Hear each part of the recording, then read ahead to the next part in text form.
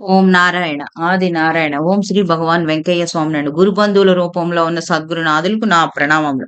ధర్మ నిరతి అంటే ధర్మాన్ని పాటించడంలో నిబద్ధత లేదా నిజాయితీ, ధర్మం పట్ల అచంచలమైన భక్తి మరియు ధర్మం ప్రకారం జీవించాలనే సంకల్పం, ధర్మ శాస్త్రములకు కట్టుబడి ఉండడం. అంతేకాకుండా ధర్మం అనేది ఒక వ్యక్తి తన జీవితంలో అనుసరించవలసిన నైతిక మరియు సామాజిక నియమాలను కూడా సూచిస్తుంది. ఒక వ్యక్తి నడవడికకు సంబంధించిన సూత్రాలు కూడా వివరిస్తుంది.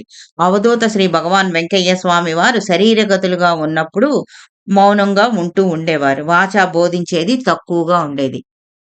అప్పుడు కొంతమంది సేవకులు శ్రీ భగవాన్ వెంకయ్య స్వామి వారిని ఇలా అడిగారు. ఎప్పుడు మౌనంలో ఉంటారు, మాకు మంచి చెడ్డ చెప్పకుంటే ఎట్లా స్వామి అని అడిగారు. అలా అన్న సేవకులతో శ్రీ భగవాన్ వెంకయ్య స్వామి వారు ఇలా అన్నారు, చెప్పేదేముందయ్యా చూసి నేర్చుకోండి అన్నారు.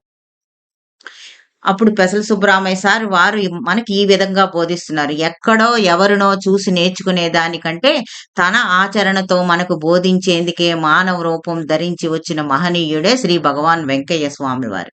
సో మా మా శ్రీ భగవాన్ వెంకయ్య స్వామి వారి ఆచరణ చూసి నేర్చుకోవడం ఉత్తమం కదా అని శ్రీ పెసల సుబ్బరామయ్య మాస్టర్ గారు మనకి బోధిస్తున్నారు.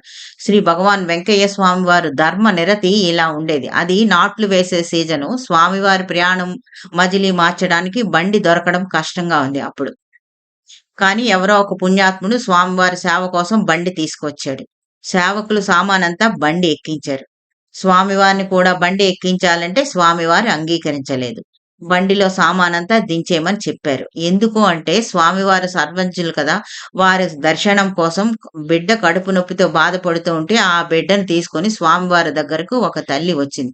ఆమె వస్తుందని తెలిసి స్వామివారు ఆ బండి ప్రయాణాన్ని ఆపేయమన్నారు. సామానంతా దించేయమన్నారు. అంతేకాకుండా ఆ బండి తీసుకువచ్చిన ఆసామికి ఆ రోజు కూలీ ఇవ్వమని చెప్పారు, 6 రూపాయలు. ఎందుకంటే ఇక్కడ కూలీ దొరుకుతుందని అక్కడ అతను కూలీ మానుకొని ఇక్కడికి వచ్చాడు. ఇక్కడ కూలీ కూడా ఇవ్వకపోతే అతనికి ఆ రోజు కూలీ ఉండదు. అది ధర్మం కాదు. అందుకని అతనికి కూలీ ఇచ్చి పంపించాలని స్వామివారు నిర్ణయించారు. సేవకులకు చెప్పి కూలీ అతనికిచ్చి పంపించారు. ఓం నారాయణ ఆది నారాయణ.